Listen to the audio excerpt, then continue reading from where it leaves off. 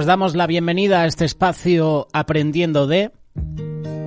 A través de la comunidad de YouTube, en Radio Solidaria, hay varios espectadores que nos han dejado sugerencias. Preguntábamos qué temas podíamos tratar en los diferentes espacios que ofrece Amigos y que ofrecemos a través de YouTube. Y muchos querían que habláramos sobre la sabiduría. Querían que habláramos de Salomón. Es el personaje que escogemos. Ningún monarca en el Antiguo Testamento gozó de mayores bendiciones que Salomón. Había conocido a Dios en una forma real, personal. Dios lo había colmado de sabiduría, de riqueza, de fama. Salomón había servido de ayuda. Salomón había sido de bendición y de testimonio para los demás. La reina de Sabá es solamente un ejemplo de las muchas personas que llegaron de tierras lejanas y le dieron gloria a Jehová por lo que había hecho con Salomón. A pesar de toda la bondad de Dios, Salomón se olvidó de él y se sumergió en un pantano de confianza en sí mismo. Desobedeció a Dios, tuvo ambiciones desordenadas, concupiscencias, sensualidad de la carne. Salomón cayó y en este triste estado le fue fácil apartarse de Dios por completo. Si tú analizas la vida de Salomón, podrás ver el materialismo que consumía su vida. Podías ver el despliegue de las riquezas que tenía Salomón. Lo puedes encontrar en Primera de Reyes, capítulo 10. La reina de Sabá quedó impresionada por la sabiduría y las riquezas de Salomón, precisamente en este orden. Pero llegó el momento en el que orden quedó invertido. La misma Biblia lo expresa al decir: así excedía el rey Salomón a todos los reyes de la tierra, en riquezas y en sabiduría.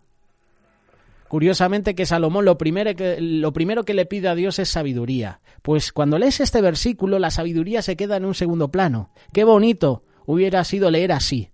Así excedía el rey Salomón a todos los reyes de la tierra en sabiduría y además con la añadidura de las riquezas. Se invierten los papeles. Dice la palabra que la reina de Sabá también quedó impresionada por el culto de Salomón y su solicitud para la casa de Jehová. Pero tú cuando analizas estos versículos no ves ninguna de estas solicitudes. En cambio ves el énfasis en el lujo provisto por un ingreso anual. Miles y miles de talentos de oro, cuyo valor total en la actualidad se calcularía en millones de euros, en millones de dólares. En vez de regocijarse en el templo, volvió su atención a la casa del bosque del Líbano, un edificio espacioso situado al otro lado de su palacio. Para esta mansión ordenó que se fabricaran escudos de oro para adorno, los cuales pesaban 7 kilos cada uno. Otros escudos eran más pequeños y eran de 1,5 kilos. El oro, como es demasiado blando para usos guerreros, estos escudos pues lo fabricaron seguramente para ser empleados en los desfiles de honor de Salomón, solo decorativos. Puedes observar que también Salomón no se contentó con el trono sencillo empleado por David. Si tú analizas, por ejemplo, hasta el trono del rey Tutankamón, en Egipto, era una silla tallada y repujada sin brazos. Salomón tenía una silla de brazos de oro, de marfil, flanqueada por leones. De hecho, la imagen que vamos a poner de este vídeo va a ser cuando la reina de Sabá visita a Salomón, cómo Salomón la recibe con todo el personal, con todo el pueblo, y cómo ves a esos leones de oro flanqueando las escaleras. Podrás observar también ese trono que se hallaba en el nivel 7, lo que es indicio de la perfección que Salomón pensaba que había alcanzado en su reino. La satisfacción consiguió mismo, lo que estaba haciendo era separarle más de la confianza de Jehová. Ahora dependía cada vez más de lo que tenía, de lo que su marina comercial podía traerle, posiblemente de lugares remotos. En vez de aliviar al pueblo de los gravosos impuestos, parece que Salomón continuó acumulando riquezas empleadas en formas extravagantes. Primera de Reyes, capítulo 10, versículos del 14 al 21. el materialismo causó en Salomón el efecto que las Escrituras dicen claramente que les causará a aquellos que no manejan las riquezas como administradores de ellas. ¿Cómo es esto? Pues son 4 puntos. El materialismo hace que te olvides de Dios. El materialismo hace que te llenes de orgullo. El materialismo hace que oprimas al pueblo. Y el materialismo hace que te entregues al pecado. Salomón solo buscaba más lujos, mientras que el mundo alrededor de él continuaba buscando y reconociendo la sabiduría que Dios le había otorgado. Este por su parte buscaba cada vez más el lujo, las posesiones. Mucho de este lujo se manifestaba en obsequios costosos que Salomón no tenía el derecho de aceptar, pero los aceptaba. Te invito a que leas Primera de Reyes capítulo 10, verso 28. Si quieres lo podemos leer. Te lo voy a buscar aquí para que veas lo que dice este versículo. Es impresionante lo que declara la Biblia, la palabra de Dios. Traían de Egipto caballos y lienzos a Salomón porque la compañía de los mercaderes del rey compraba caballos y lienzos. Y venía y salía de Egipto el carro por 600 piezas de plata y el caballo por 150, y así los adquirían por mano de ellos todos los reyes de los Eteos y de Siria. Pareciera que aquí, leyendo este versículo, nos da a entender que Salomón actuaba como intermediario, vendiendo caballos, carrozas egipcias a los países de alrededor. ¿Qué sucedía con esto? Pues que conseguía cuantiosas ganancias. Se hacía más rico. Hace unos meses veía la película del Hobbit. No sé si la habéis visto. La segunda parte de la película trata del dragón Smaug. Ese dragón que estaba rodeado en el castillo, en la fortaleza de oro. Montañas y montañas de monedas de oro, de riquezas. Si le quitabas una moneda, morías, te mataba. Pues Salomón es como un Smaug. No se cansaba de tener posesiones. Y muchas veces nosotros andamos como Salomón igual, y como Smaug. Queremos más y más. Y es que el que tiene poder quiere más poder.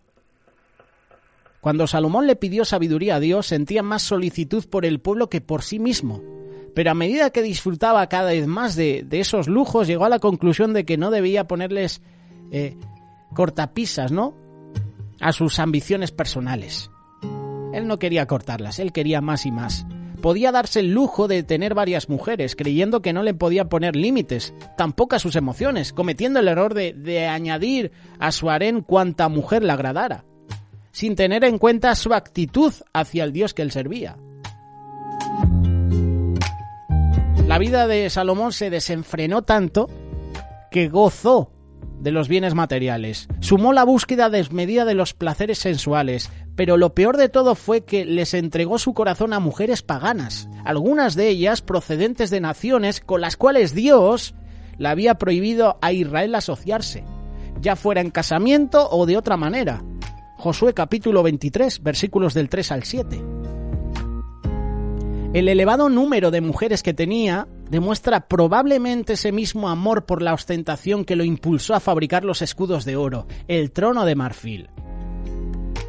Los monarcas orientales consideraban el tamaño de sus harenes como una demostración de su poder, de sus riquezas.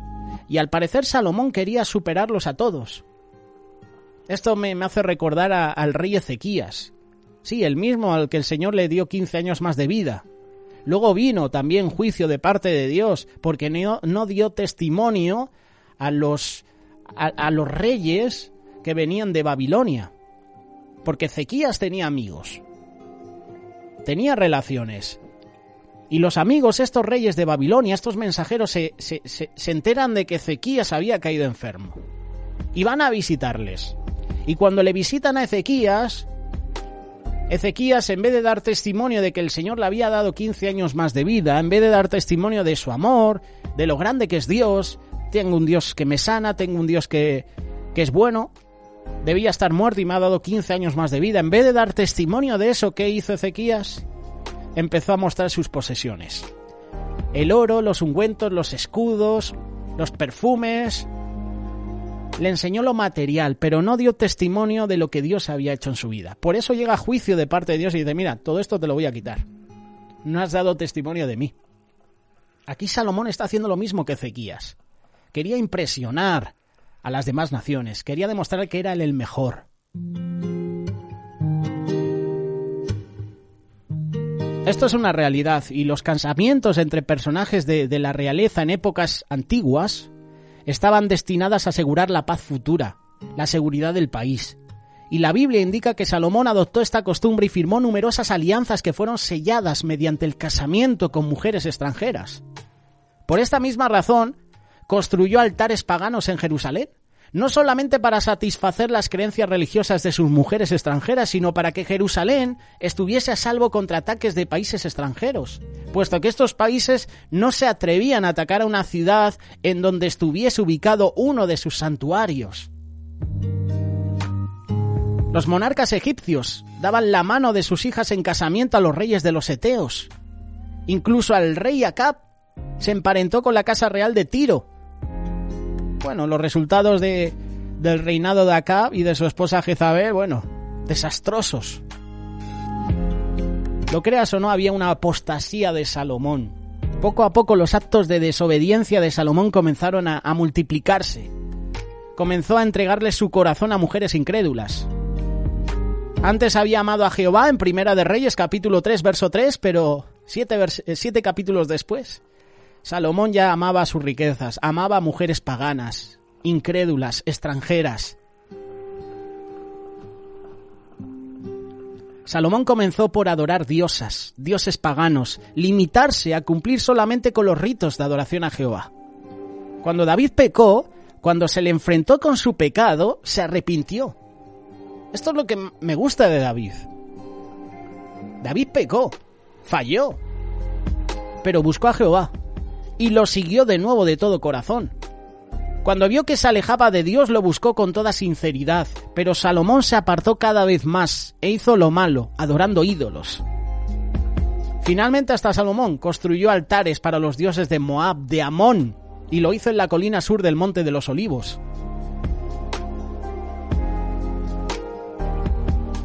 La idolatría de Salomón provocó la ira de Dios, y no significa aquí que Dios haya perdido la paciencia. Él nunca pierde el dominio de sí mismo, pero Dios es santo. Dios es justo, y no puede ser indiferente al pecado. Y debemos recordar también que el culto a estos dioses paganos, que requería sacrificios humanos, era abominable. Salomón no desconocía tampoco los mandamientos divinos. Dios se le había aparecido personalmente 2 veces. Primera de Reyes capítulo 3 versículo 5, Primera de Reyes capítulo 9 versículo 2. Sin embargo, se aferró a su pecado, se aferró a sus mujeres. Tarde o temprano el pecado tendrá que ser castigado. Tanto los sacrificios del Antiguo Testamento como la muerte de Cristo en el Calvario demuestran esta verdad. Aunque Dios es amoroso, es paciente, Él es justo y Él tiene que castigar, y el castigo llegará. Dios terminó por decirle a Salomón que estaba resuelto a despojarlo del reino, que se lo iba a dar a otro. Dice la palabra, a uno de sus siervos, Primera de Reyes capítulo 11 versículo 26. Además Salomón en Eclesiastés así también lo confirma, capítulo 2 verso 18. Una cosa atemperó el castigo que merecía Salomón, y Dios no podía ni quería olvidarse de la fe de David, de las promesas que le había hecho. Segunda de Samuel capítulo 7 versículo 15. Dios amaba a David. Dios, por supuesto, amaba a Salomón. Dios le había prometido a David que su hijo Salomón disfrutaría de su misericordia y que no se la iba a quitar, como lo había hecho con el rey Saúl. Es decir, que fue la fe de David, sus oraciones, la que postergaron el juicio de Dios. Esto no significa que Dios pasa por alto el pecado de Salomón. No, el reino se le iba a quitar. Aunque en realidad Salomón no escapó totalmente del castigo, ya que sus adversarios lo acosaron por el resto de sus días. Perdió el dominio de una parte considerable de su territorio. Primera de Reyes capítulo 11, versículos del 14 al 25. Dios atemperó el juicio, pero por amor a David, prometiendo que no sería total. Una de las tribus, ¿sabes cuál es, no? Judá, permanecería junto al hijo de Salomón. Indudablemente Dios no se olvidaría jamás de David ni de Jerusalén. ¿Recuerdas lo que dice Bartimeo? Jesús, hijo de David, ten misericordia de mí. Hijo de David. Salomón se dejó llevar por 4 principales mentiras. Y con esto terminamos este espacio. Lo primero que dijo Salomón es que soy sabio. Salomón no era sabio por sí mismo. Su sabiduría era un don de Dios. Solamente mientras caminara obedeciendo a Dios, podía poner en práctica la sabiduría. Porque yo he pensado en eso y seguramente tú también, pero Salomón, siendo tan sabio, ¿por qué se desvió? Si él tenía ese conocimiento, ese don de sabiduría. Porque andaba en Dios. Y cuando andaba en Dios, cuando hacía la voluntad de Dios, las cosas las hacía justamente, rectamente, hacía el bien.